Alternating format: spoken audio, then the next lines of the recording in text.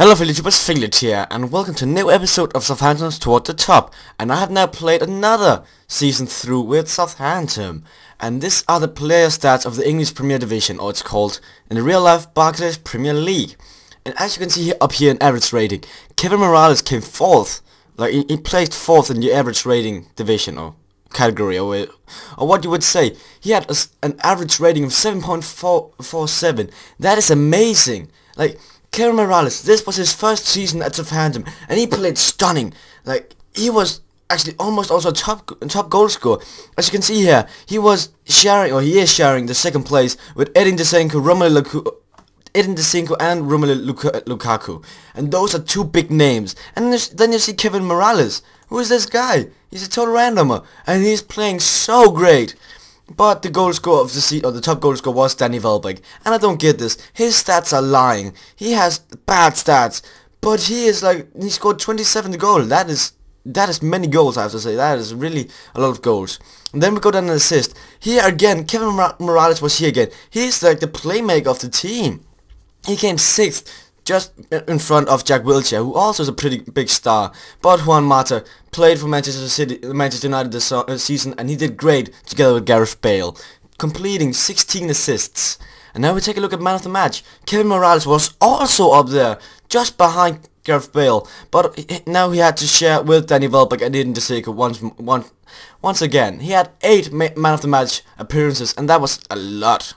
Now we don't have any more categories where we play, so they are not as interesting to me as they would have been if we had anybody up there. Let's take a look at the team stats. Our last form was pretty good. We had 4 wins and 1 draw in the last 5 games, and there was a time where Southampton was winning 5 games in a row each week.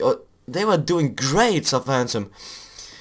But Bolton finished with the best form, and form doesn't really mean anything in the end. And goal scores, the top goal scorer, or the team with the most goals, was Manchester United, and that's nothing to do there really.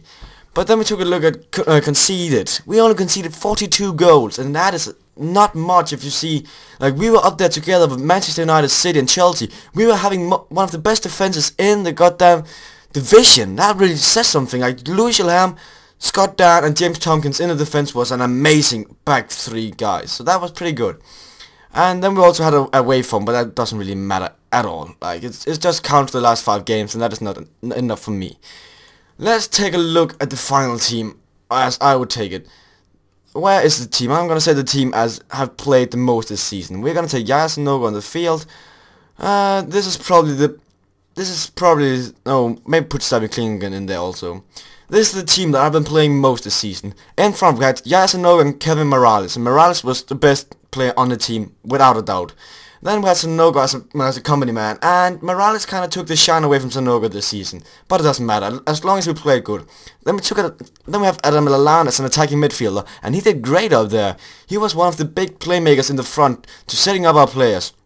And then we had Klinken and also Hans Altidjak in the last half of the season, and they both did pretty good. Hans I cannot say his name. He did great. This upcoming star is gonna prove really good for us in the upcoming season, I think.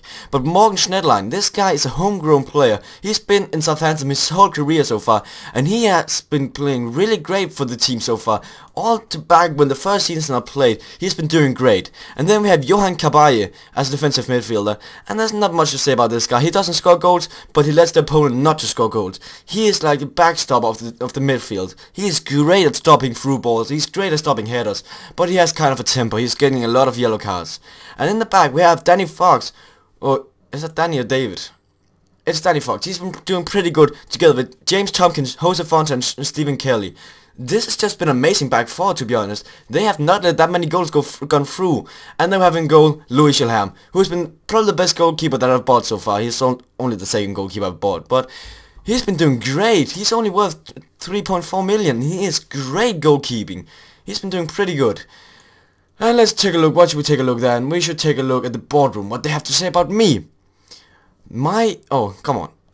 In club stage, we're doing good. In competition, we're doing good. In wage, we're doing okay because we have so many good players in the team. And the squad harmony is way on top. The morale on the team is doing good, and that is probably one of the reasons that we are placed so high in the Premier League, as you're going to see in a minute. Transfers is okay. I don't get why it says it's okay. It should be better. I don't know. Matches, the good, and players, good. So that's pretty good also. So let's take a look at how it ended, how the whole Premiership ended. As you can see in the bottom, Huddersfield was placed last with only 8 points. They won 1 game, and I want to see who that was against. I want to see who they won against. If it's possible. It doesn't seem like it's possible. Fixtures. Let's see, who did they win against? Oh, their morale in the team is way gone. They won against Bolton. What a shame, Bolton. You suck big balls, in my opinion. How can you do that? But who also relegated was Swansea and Cardiff, and Swansea promoted with us this season, so it's not a really big surprise that they relegated again. Oh, it was the last season that they promoted with us. And Cardiff also relegated, so that's not a big surprise. But as we take a look in the middle, it's no surprises. We have QPR, Ipswich, West Ham, Bolton, Blackburn, Everton, West Bromwich, Fulham, Sunderland. Those are the standard teams that always gonna place in the middle. Not doing great, but not doing bad either, so that's good enough. But then we took a look. The first surprise of the season is that Arsenal was not in the top 5. Or the top 4, sorry. They are not getting a Champions League ticket. They're not getting that. They're going in the Euro Cup, who they also won. They won this year's Euro Cup also, so they can defend the title this year. But also the next surprise, Chelsea plays 7th. I have not seen that coming. With the team that they got, I thought they were going to be a pretty good competitor for the championship of this Premier League, but they're not. Like, I don't get why. And by the way, Peter Cech was their goalkeeper, their first goalkeeper. I thought it was Thibaut Courtois, but it's Peter Cech. So I have to take a look at Thibaut Courtois and maybe try to buy him, just to have 2 pretty good goalkeepers. But let's go back to the Premier Division. And now we have Southampton. I finished 6th this season, and I'm pretty happy for that. We won 21 games, draw 9 and lost 8, so that's good. No, that was not us, I think. No, it wasn't. It was Aston Villa. We won 19, we drew 13, and we lost 6. So that's still a pretty good record. We had too many draws in my opinion though.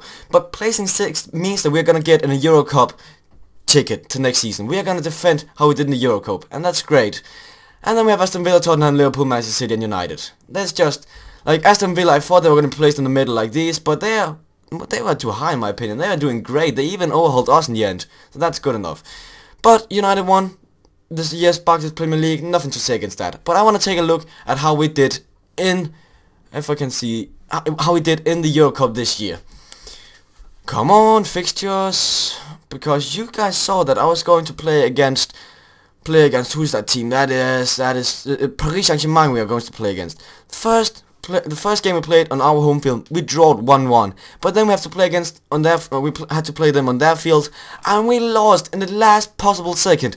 Jeremy Menez scored in the injury time, 3 minutes into the injury time. That is just a pain in the ass. Why would you score that late in the game? We had a chance to go to penalties, but he kind of fucked it over. And then Arsenal won. As you can see here, the holders are Arsenal. They won the Euro Cup. In the final, they won pretty big against Atletico Bilbao. And our form this season has just been good. If you look at this, there's really many draws. I also saw how we did have 13 draws, but we drew so many games and won so many games compared to our losses. We only lost against the big team, and we actually won one time against Arsenal 3-1. And I've never seen that coming. I never thought that we were gonna win. And by the way, we were favourites against Tottenham. I don't know why, but the media had us as favourites, but we only draw. But it doesn't really matter. We came 6th. That's good enough. Thanks for watching this season, guys. Please come back to the next season, because I have a feeling that we're going to be placed even higher next season. We are only growing and growing and growing. The team is getting better each season. I have a feeling that next season we're going to come top 4. Let's hope that's going to happen. See you guys in the